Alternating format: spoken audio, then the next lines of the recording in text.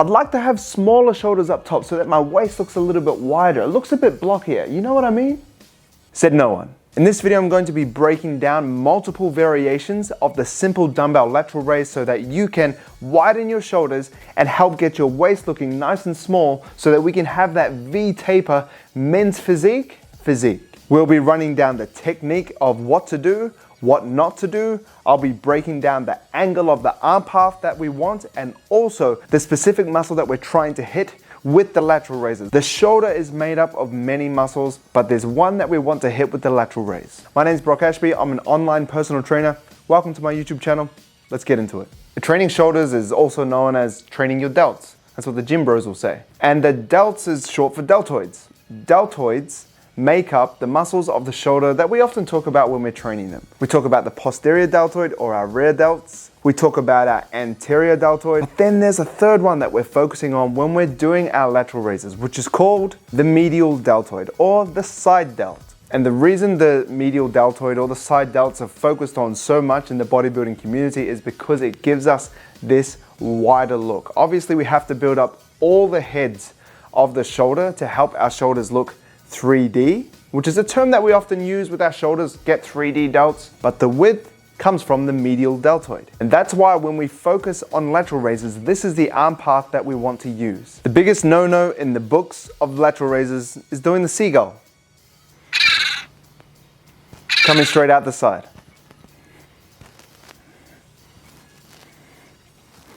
What we want to optimally target the medial deltoid is a 30-degree angle coming out the side. If the seagull is done at 0 degrees and the anterior deltoid raise is done at 90 degrees, we want to be at 30 degrees. So we come from our hips and we're raising 30 degrees out in front. Let's break down the technique. The best thing about owning your own gym, don't have to wear shoes. Voila. Sometimes I find it more helpful to actually understand what not to do, so let's talk about those first. Don't come straight out the side.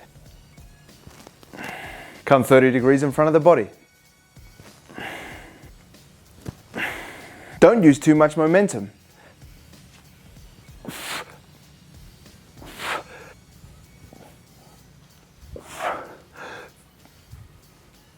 Let your medial deltoid raise the weight up as opposed to your hip thrust giving it momentum. And then your shoulders only working on the way down, which is only half the rep. Don't lock your shoulder blades back and down. This is what I used to do and it never felt comfortable. Shoulder blades back and down and then lateral raise. It even just feels awkward doing it like this.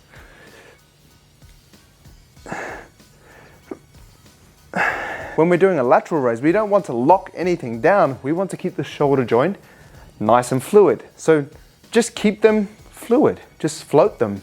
Keep them where they are. Just hanging out. And then all we do is our raise. Don't excessively point your pinkies to the roof. It's going to make it harder. But just because it's harder does not mean that it's better. Don't excessively turn your thumbs up to the roof.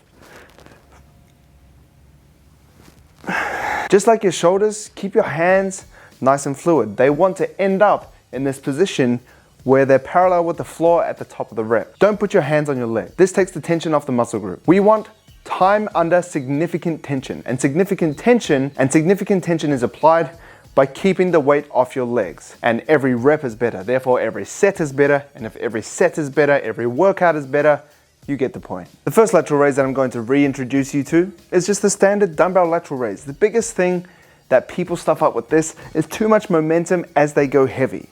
When you use momentum, you use other muscle groups to help get the weight up. Therefore, your medial deltoids are suffering. You don't need to do this. Just stick with nice, strict technique and really push it. I'm gonna get some heavier dumbbells to show you what a hard set looks like. Before I start off this hard set, I like to stand with my feet together like this, but some people, it feels a little bit tight on their lower back, then you can assume a split stance. One leg in front of the other, it doesn't really matter. I'm gonna do it like this just to show you that it works. Here we go. 1, 2, 3, 4, 5, 6. Dumbbells off the legs. 7,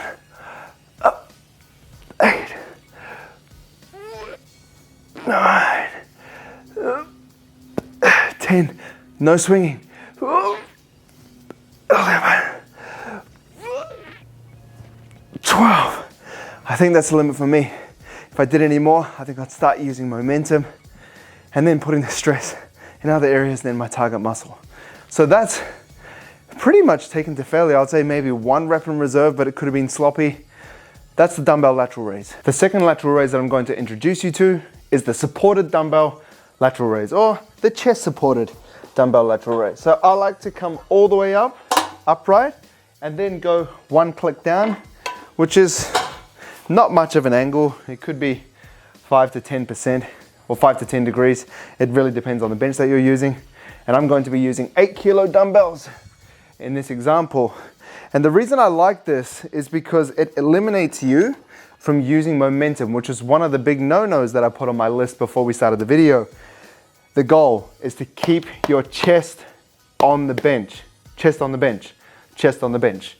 Think chest on the bench, because it's tempting to kind of lean back and swing to use momentum just like it is standing, but keep your chest on the bench. So once again, let's come down and get started. What I like to do, I like to hug the seat of the bench with my legs to keep it in place, or else sometimes the bench can slide forward. So here we go, let's start.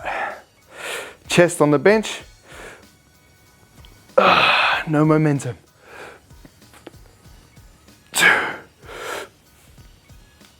3, we're gonna take this to failure. 4,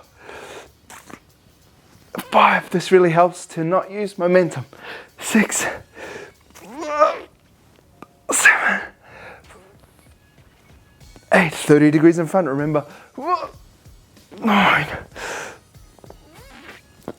10, no swinging. 11, 12. Oh. Now, with the supported dumbbell lateral raise, I have to use a slightly lighter weight just because there's literally 0 momentum. Even with standing, when we're doing our reps, there might be some naturally created momentum, even if you're not doing the old bump-de-bump hip thrust. This really keeps you honest, and I'd encourage this before the standing lateral raise if you're struggling with technique, because it teaches you how to do the lateral raise without the cheater's momentum. The third lateral raise is the leaning lateral raise, and I like to do this on a bench as opposed to holding a pole and leaning out. And the reason is because you're going to be much more stable this way, and you can actually create a nice angle without having to hang and rely on your forearms. So see here, I can put my knees up here and I can just raise like this. And this is not tiring at all. If I'm doing a lateral raise and I'm holding a post in the squat rack and I'm leaning out, doing my lateral raises, I'm relying on my grip strength for that, and I can't get as low, and I can change different angles. Right now, I'm at about a 45-degree angle, but I could go lower if I wanted to, or I could go higher and make it more upright. But the beauty of this exercise is that now the hardest position of this lateral raise is in the middle, as opposed to at the top if I'm standing. We want to challenge our muscles in different portions of the rep to help us with building muscle. Let me show you what this looks like. Let's take a set to failure with 8 kgs. So once again, I'm coming 30 degrees in front of the body. I like it here. I don't like trying to lift from here because once again, we're doing the seagull. We want to come slightly in front of the body here and come like this, 30 degrees. So I'm here and I'm coming up, and it's hard in the middle of the rep. That's 2, 3, this is gonna be heavy. 4, it's really hard in the middle of the rep. 5, 6, 7, up, 8, let's go 2 more to failure. Up, 9, 10. Now as you can see, it's pretty hard to cheat with this one because I'm locked in. And if you feel yourself kind of wanting to, you might just fall off the bench, so don't do that. But I love the stability of this exercise over the stand away leaning dumbbell lateral raise. Out of all of the lateral raises that I've taken you through today, this one has to be my personal favorite. I can feel it the best, and I feel like it has the most constant tension throughout the rep. Just like you saw with the last exercise, you can see that you can change the resistance profile of an exercise to determine where it's hardest and where it's the easiest. And now we're going to flip it on its head once again. So with this, we're gonna do the behind the back cable lateral raise. So I'm gonna be facing this way. We want to cross over, so make sure you're watching this. For this one, I like to set the cables all the way down to the bottom.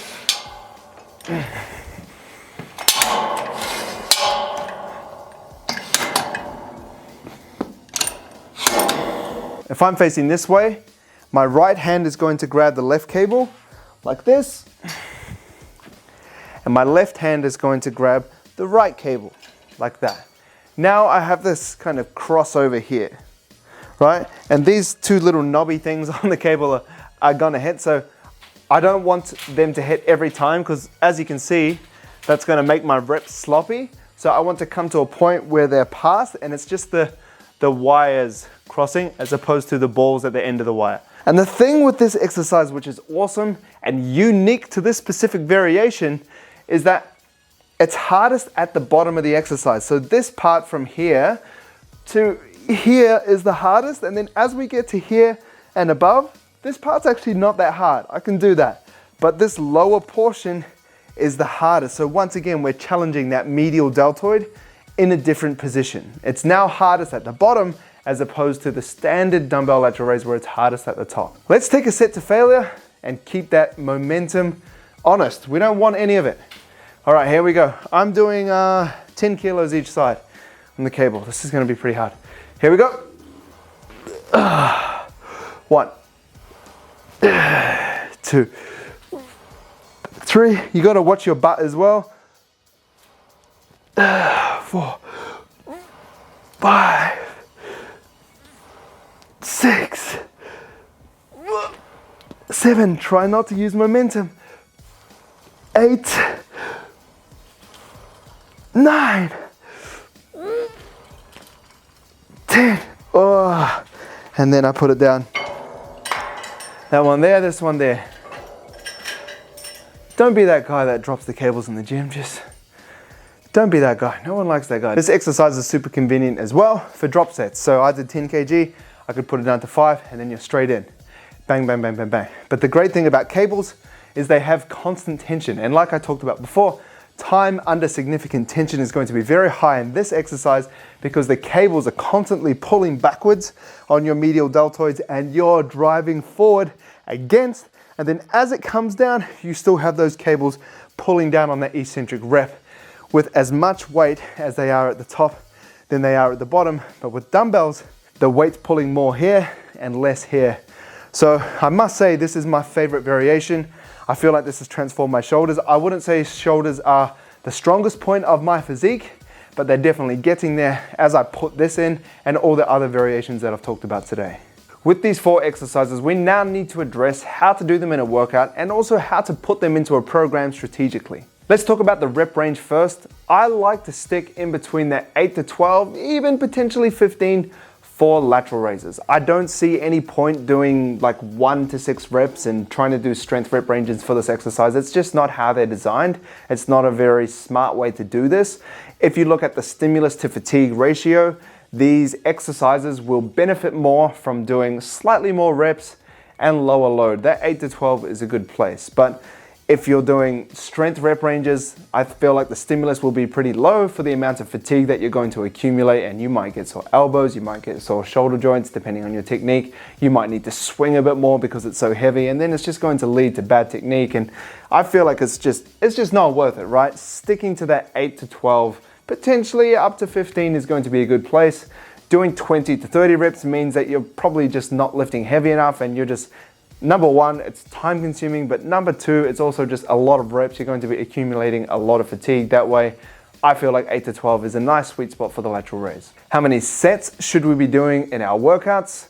You can do anywhere between, and this is so general because it depends on if you're a beginner, if you're intermediate, if you're advanced, if you're doing a high volume program, if you're doing a strength program, all this type of stuff. But a general recommendation is, let's say 3 to 10 sets of shoulders in a workout. And that doesn't mean that you're doing 10 sets of lateral raises. You could be doing 3 sets of lateral raises, you could do 3 sets of overhead presses, and then you could maybe do 4 sets of rear delts. It really depends on your physique and your goals. This is just a general recommendation. But the biggest thing you have to note is that the volume isn't usually as high as you think. 3 to 6 is a good amount of sets for shoulders in a workout. If you take them close to failure, you want to be training really hard. You don't have to train to complete failure, but like I was doing today with my shoulders, taking them to pretty close to failure. I'd say that would be 0 reps in reserve to some of the sets being 1 to 2 reps in reserve. That's where you want to be for building muscle. If you're taking your sets that close to failure, you don't need to do 20 sets of shoulders in a workout. You could do 3 to 6 on a Monday, then you can do another 3 to 6 on a Thursday, and that means you've accumulated 6 to 12 sets in the week, and if they're taken close to failure, that's more than enough to build your shoulders. If you found this video helpful, please let me know in the comments what you liked about it and also what you want to see in the future. I'm pretty new to YouTube. My channel is growing. I feel like it's because of the short form content that I'm posting. The long form content isn't getting as much love. So I really am guided by you. If you want to see this, I'm most probably going to make content that you say that you want to see, because I really want to grow my YouTube channel. I feel like it's a place where I can give context, I can give great explanations, I can break down things with time. On platforms like Instagram, TikTok, even YouTube Shorts, it's harder to explain things because you have 60 seconds, 90 seconds to explain a concept. That might just take a lot of time. So please let me know in the comments. I am guided by you, like I said, and I'll see you in the next video. Appreciate it. Get those shoulders growing, mate.